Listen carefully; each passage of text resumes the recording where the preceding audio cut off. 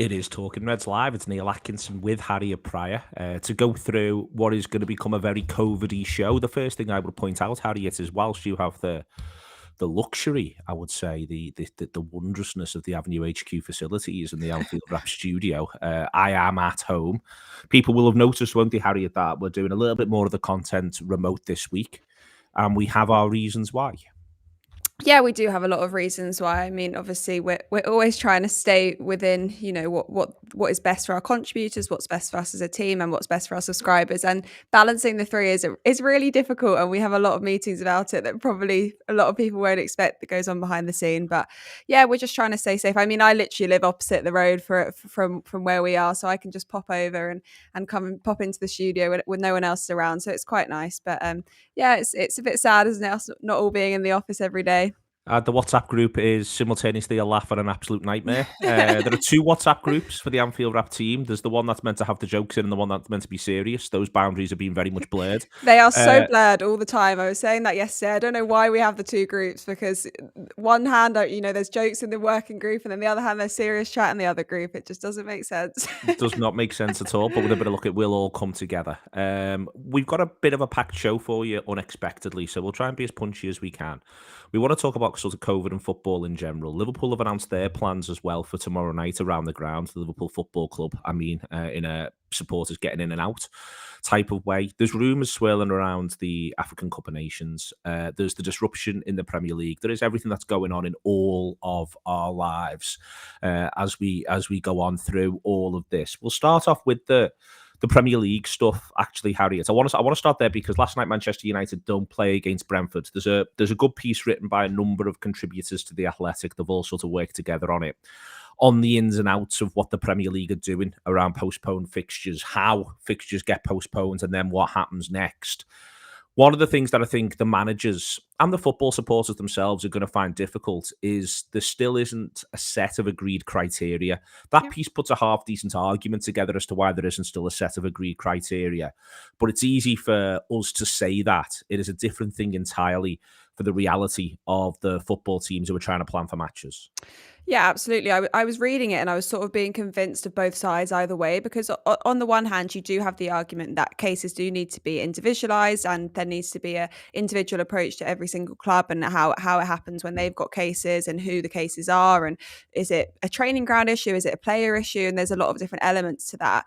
But then I also understand from a purely managerial player position, from the club's perspective, they need a bit of clarity on it all, because it's really hard if they, for example, have 5 cases and they're not deemed the most important players, and then they're saying, oh, we want our match to be postponed, and they get rejected, and then another team has 3 players but they're all goalkeepers, like it said in the piece, and theirs gets accepted. So where's the boundary and the line? And for clubs, it would be useful, even if it was a rough guidance and rough guidelines that were in place, for there to be something, because at the moment it's just a bit free for all, and it feels like clubs will just start putting in requests when it suits them, and that's not going to benefit anyone. The other question around all of this as well is the clubs and individual footballers' attitude towards what we can sort of loosely term COVID risk. I think there are arguments, and we may well come on to talk about them, around the use and the efficacy of things like COVID passes and all of that. I think that you can have those conversations.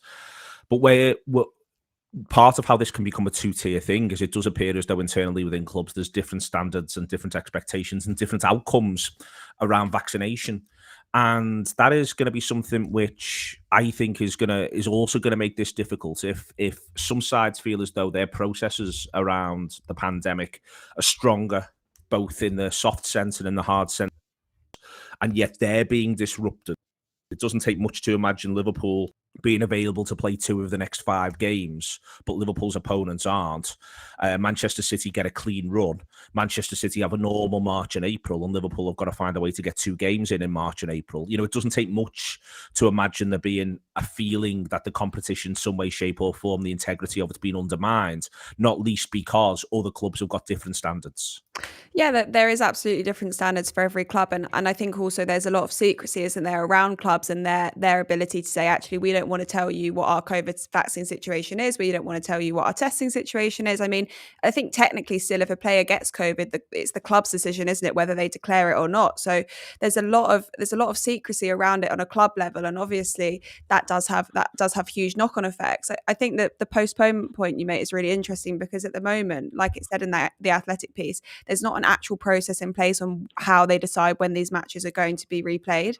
So they literally just have a look at the calendar based on the two teams and then think, oh, we'll throw it in there. And ultimately, somewhere along the line, that's going to have really bad repercussions on maybe one, maybe two, maybe three teams, maybe half the teams, and then to half just get an easier run in a footballing sense. And is that fair for the integrity of the competition?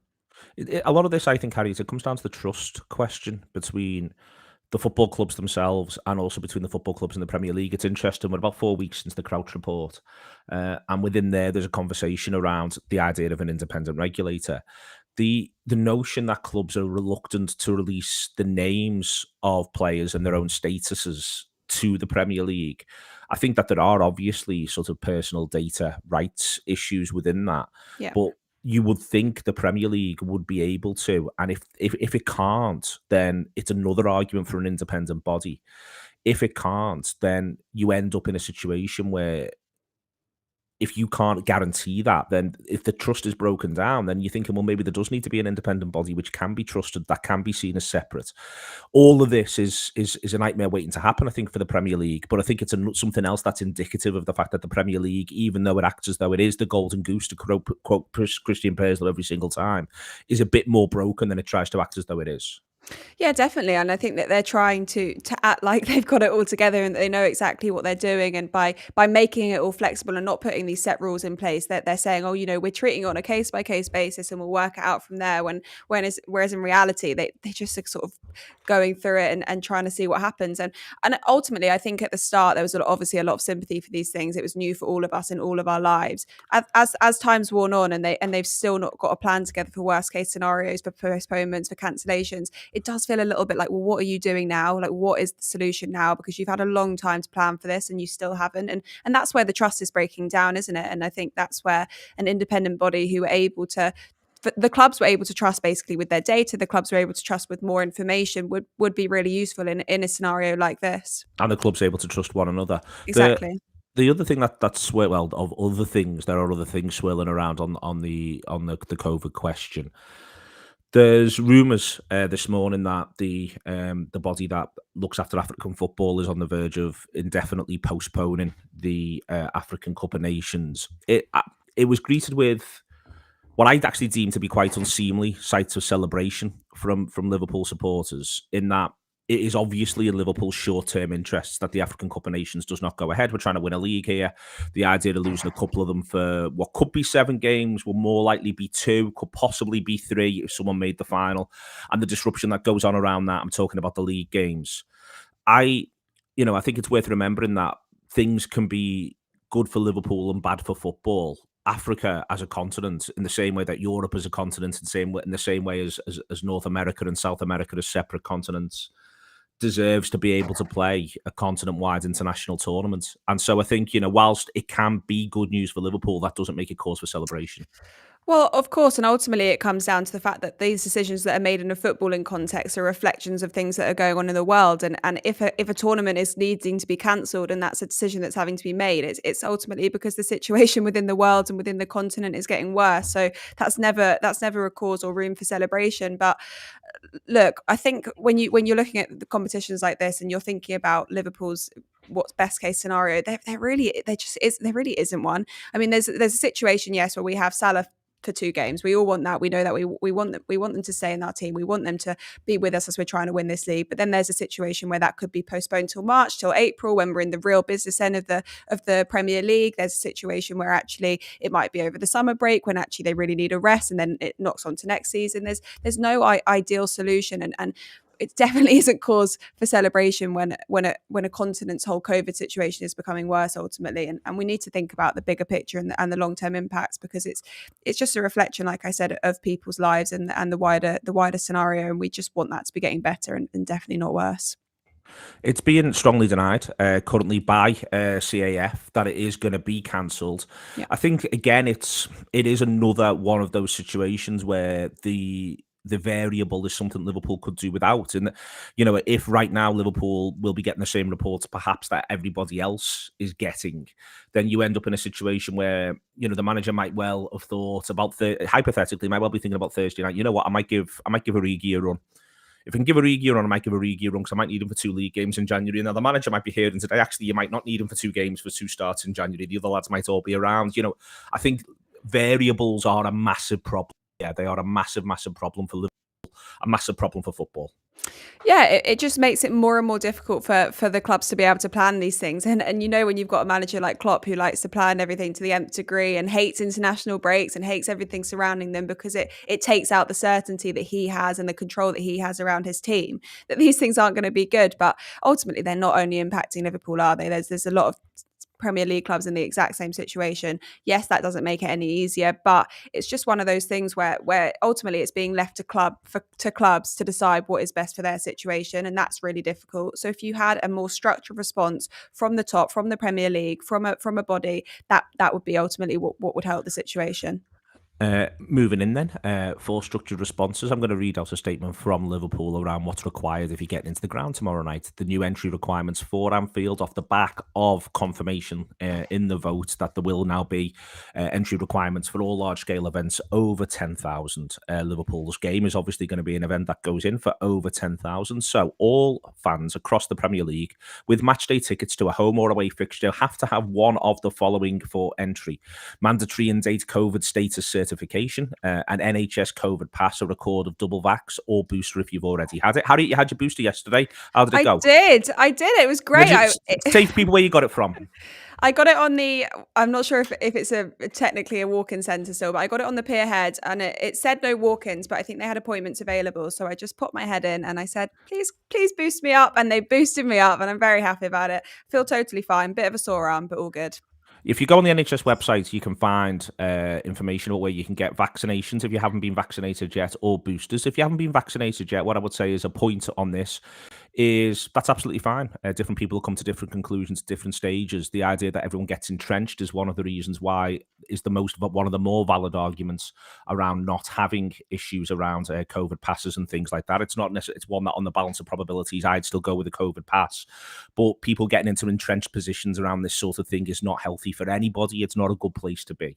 If you're looking to go to a drop-in clinic, Holy Rosary, which is where I got my booster, will be open on Aintree Lane tonight in Liverpool. The Lee Jones Centre in Vauxhall will be open tomorrow from 12 till 5. And then on Saturday, there's a couple of others. If you go to liverpoolccj.nhs.uk, you can find this sort of stuff out. Holy Rosary, again, over the course of the weekend, will be open. Prince's Park will be open on Saturday. Liverpool don't play Saturday. You can get in there 12 till 4. The booster is available there, plus vaccination, if, as I say, if it hasn't happened for you already. There's lots of reasons, and I'll say it again, why people may be slightly nervous. It's worth pointing out that societally, people who have less money are much more likely to be surveilled by the government than others in the UK, the way in which it operates. And it's worth bearing that in mind. That's an ongoing process and people being suspicious around that. I can understand how you can come to that conclusion. Further, we live in a country that at times has articulated a hostile environment to people who do not look like me. That hostile environment has been ongoing, and something else that puts another barrier in the way is not necessarily a good thing. These are all really, really valid points. But the other aspect of this is a healthcare crisis. It is sweeping at 100 million miles an hour. And sometimes these balances have to be thrown in there and people can come to conclusions. If there's someone in your life who's come to a conclusion that you don't like, the answer is not to mock them. And the answer is not to be rude to them. The answer is to just take them through the options as peacefully and as calmly as you can. The idea of ratcheting this language up does not help anybody if we want to get to the result that we want to get to. You do not convince people by demonizing them first and foremost. That is not a way to convince anyone. So around the ground tomorrow, NHS COVID pass, if you have it, for spot checks, this is confirmation of a negative PCR or NHS lateral flow or COVID recovery certificate if you've had it recently, an EU digital COVID certificate, a COVID pass letter for those who are double vaccinated, or a negative COVID test email or text message They want you to wear face coverings when indoors at Anfield. There are some concourses that are spacious. You may not feel as though you need to, but that is not fair on people who have concourses like mine in the lower centenary, where most definitely it is not spacious. So please, please, please wear face coverings in those sorts of areas. Liverpool City Council, Merseyside Police, Spirit of Shankly, the club continue to prioritise the safety of supporters, staff, players, and the local community. The club will continue to work with football governing bodies and presumably the city's governing bodies as well to go from there. Matt Ashton, who's done a video with John, which is available on the Anfield Wrap, the Director of Public Health at Liverpool City Council, says this: we are encouraging, and encouraging is the right word, everybody to get vaccinated, and when it's your time, please go and get the booster jab. By getting the vaccination, fans will be able to watch the game with the peace of mind they are doing so safely, and that matches can continue to go ahead with fans. Let's really sort of revel in that point. I think it's fair to say matches can continue to go ahead with fans is something that is crucially important. Matt Wood also says this: I would ask everyone attending the game to take a lateral flow on the day of the game before heading to Anfield. Children who are under the age of 18 are exempt from checks and will not be asked to participate, in a general spirit of one step at a time and overall soundness. Harriet, patience tomorrow night from everyone, from supporters, from the staff at Anfield. What we want is patience around this process.